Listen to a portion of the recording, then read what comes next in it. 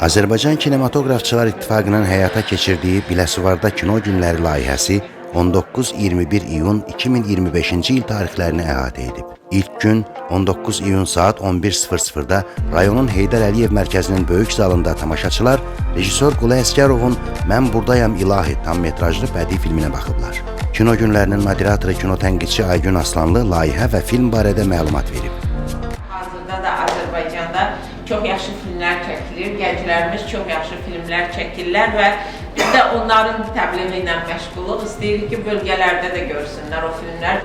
Tədbirdə iştirak edən Azərbaycan Jurnalistlər Birliyinin regional sədri yazar Şəfahət Həsənov kino günlərinin əhəmiyyətindən danışır.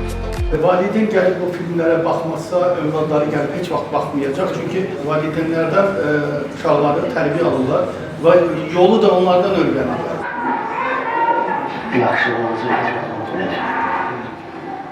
Sonda filmin müzakirəsi zamanı səhnəyə tədbirdə iştirak edən Mən Buradayam İlahi filminin baş rol ifaçılarından olan Günay Həsən dəvət olunub və tamaşaçılar film haqqında fikirlərini bölüşüblər.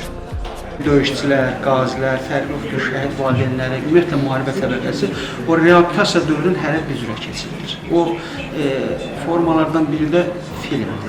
Mən görərdim, həqiqəti deyirdi, o real olacağı deyirdi. Sevinç xanım obrazında bir daha Azərbaycanda dəyərli qadınların, xanımların məhəbbətinə, eşqinə qiymət verən xanımların olduğunu gördük.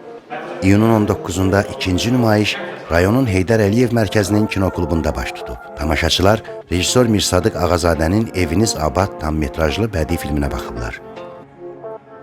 Baxışdan əvvəl kino günlərinin moderatoru kino tənqidçi Aygün Aslanlı layihə və film barədə danışdıqdan sonra sözü nümayişdə iştirak edən Biləsuvar rayon icra hakimiyyətinin başçısı Faiq Qürbətova verib.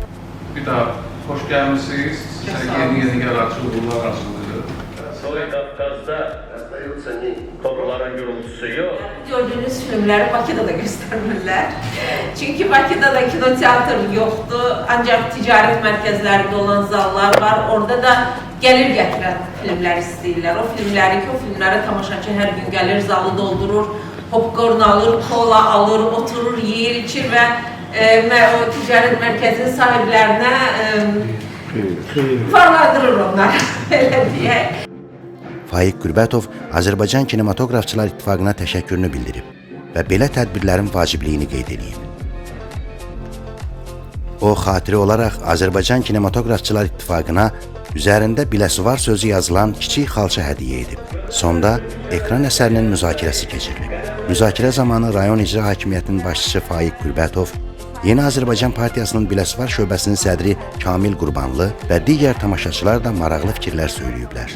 Çox belə dərin mənaları var ki, balaca köşkün həm doğduğu yerdə ata yurdudur və tədbir tutuldu və oradan da sonra biraz humoristik formada, yəni başqa ölkə gibi tali gətirir ki, öz faciəsindən bənzər bir xanımla tanış oldu.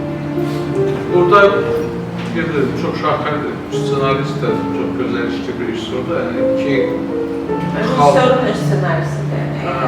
İki xalq arasında adətən dəstək verən xalq arasında dostluğu göstərir.